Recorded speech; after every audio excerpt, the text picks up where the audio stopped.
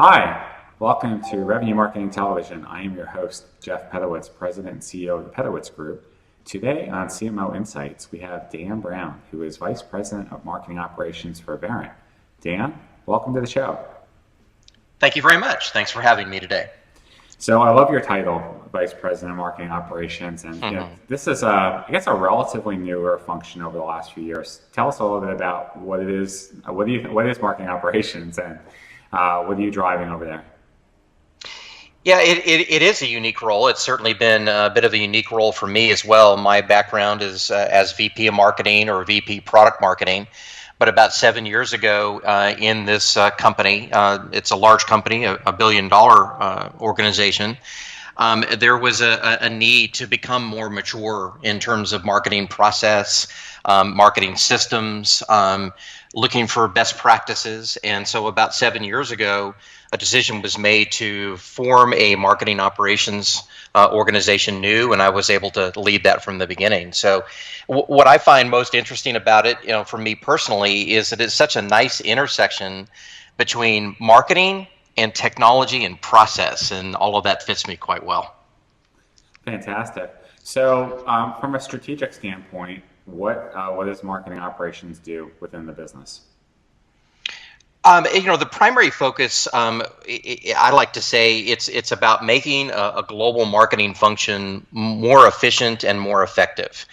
We really sort of view ourselves as an internal support organization, where for an 80-person global marketing team, we want to give them all the tools and capabilities that they need to be successful in the marketing function. So that does mean things like managing a lot of the systems and infrastructure that everybody in marketing relies upon. It means developing some better processes or better data integration, better management of the budget, better strategic processes. So it's all focused on making the marketing team the best that they can be. So from a skill set, what kind of people do you recruit to work in marketing operations? It really is a unique situation, and we really need people in marketing ops who are very strong technically. In many of the cases, we need people in that role who are very familiar with marketing automation systems such as Eloqua, which happens to be the one that we use. But generally speaking, the people in marketing ops are either, really good technically, or very good with data, or very good with business analytics, reporting, and analytics. Those are the kinds of skill sets we really need. Okay, and then from a process standpoint, what are the main processes that your team manages, and what are some of the newer ones that you're working on to scale the business? I would say first and foremost, the most important one is the lead lifecycle. So me and my team, we manage the global lead lifecycle from beginning to end. So it's really good in the company to have a group in marketing ops who has that formal responsibility for perhaps the most important process within the marketing function. And we are concerned about the lead process from the very beginning, the way that we construct campaigns within Eloqua, how all that marketing interest, all those leads flow into our Salesforce automation system, which happens to be Salesforce. And then what happens to all of those leads from there? We have lead scoring. We have very systematic ways of assessing the quality of a lead. We have careful integration processes to assign those leads to the appropriate people. We have good qualification processes in place to get to MQLs. We're looking at every aspect of the process, reporting on it, tracking it, and making sure that we convert as many of those leads at the end of the life cycle. So that's a key process. But going back to the general question, there's many others that within the marketing ops team that we're concerned about. Such as the budget process or any of the strategic processes that we go through. What are we going to focus on in the coming fiscal year? Typically, ops would lead that process. And then one other that I think is of special note, we're a very acquisitive company. We acquire a lot of organizations, and marketing ops tends to get very much involved in that process. of helping to even sometimes even involved in the selection process, in the due diligence process, but certainly when it comes to an acquisition, getting them integrated from a marketing standpoint tends to fall on the ops team. So those are a few of the key processes. Interesting. So you mentioned a couple of pieces of your stack. You mentioned Eloqua, Salesforce. What are some of the other major components of your stack that you're using? Those are the two biggest ones. Those are the two systems that really make marketing run.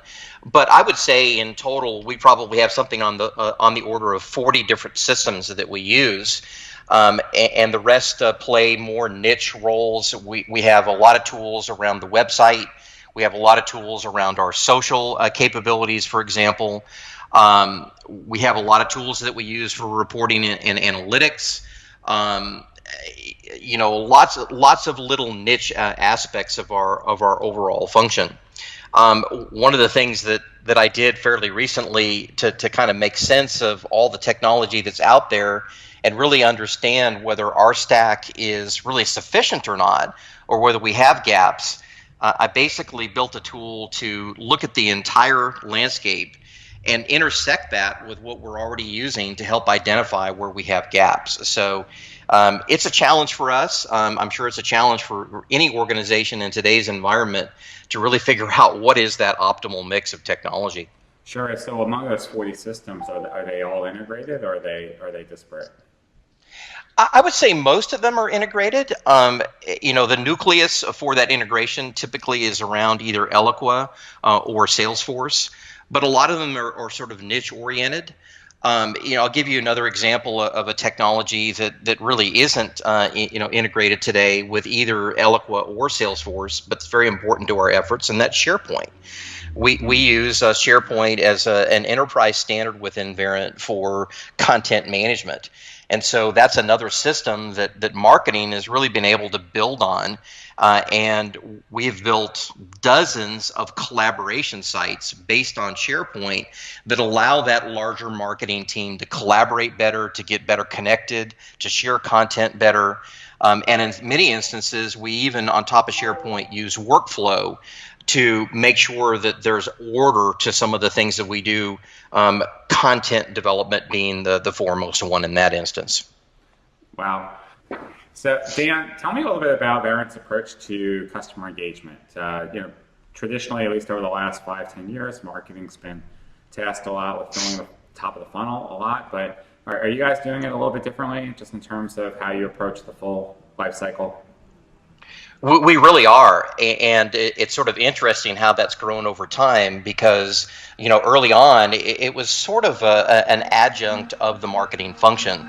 But as time's gone on, it's become so significant in the company that we actually have a separate group, a separate department, if you will, that is our customer experience team.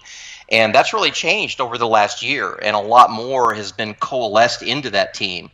We have 2 people, for example, on that customer experience team that are specifically focused on customer references and customer advocacy. We use a lot of our own tools within Verint that we actually sell to other customers with respect to customer engagement to do a lot of surveys of our customers and really understand what their experience is. We watch all of that data very, very carefully.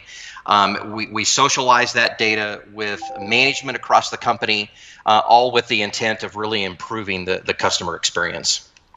Okay, great. Now, in terms of measurement, because you said that your ops team has a lot of different analytics capabilities, but what is your team being held accountable for at your level, and then what are you holding your team members accountable for?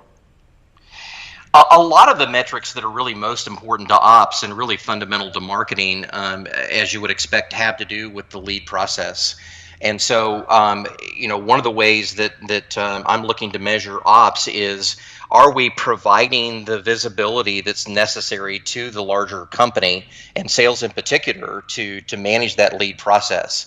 Are we eliminating roadblocks? Are we identifying bottlenecks and removing those? So I'll share some actual metrics from this last year that really I think kind of get to the heart of the matter. Over the last year, we reduced pending leads year over year by about 50%. while increasing lead conversions over that same fiscal year by 25%. Wow. So those are some of the key things that we look at. We want to know as an ops team, are we really managing that life cycle well? Are we staying on top of it? Are we breaking down barriers and really seeing more of those qualified leads get to the end of the life cycle and being converted?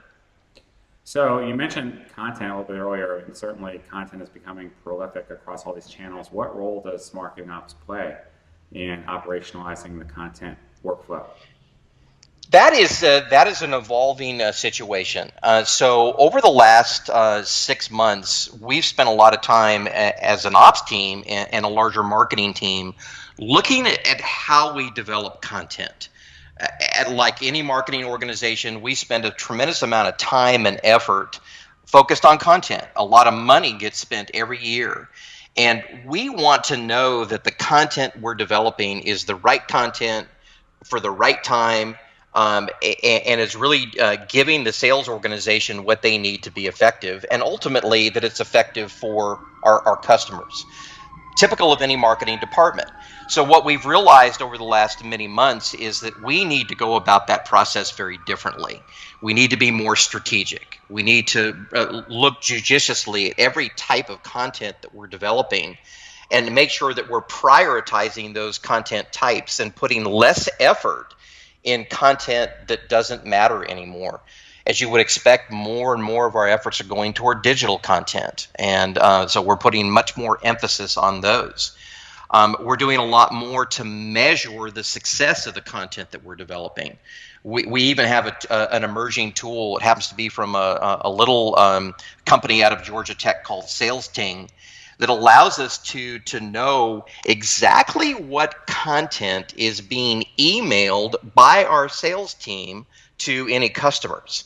And so all of a sudden, by way of that tool, we have a lot more visibility into what the sales team, what content they're actually using on a regular basis. So this is an area of a lot of effort. So back to the question about marketing ops, what's emerging is this concept of content operations.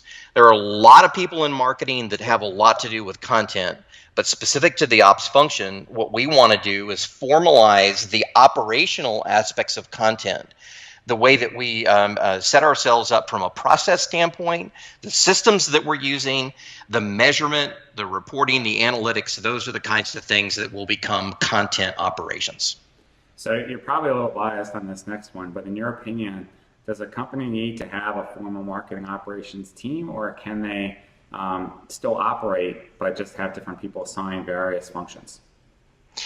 You know, that really does depend probably on where a company is in terms of their size and how big the team is, how big the customer base is. I would say in a smaller environment that a lot of what is marketing ops in a company that's big like Verint just inherently gets done. A lot of it gets done, whether it's reporting or whether it's managing the budget or strategic processes or systems. It all gets done in a smaller environment. But what is true, I think, over time, as a company becomes large, there really is a need to formalize that. If a company doesn't do that, then what happens is there's a lot of overlap, there's a lot of confusion with respect to systems and processes and reporting. And by formalizing that function in a larger environment where there's a lot of people involved, you can keep everything centralized and integrated and working the way that it needs to. Great advice as always, Dan. So thank you for being on the show today. Really appreciate your words of wisdom. And absolutely. And we'll talk soon. Thank you. All right. Well, thank you very much. You bet.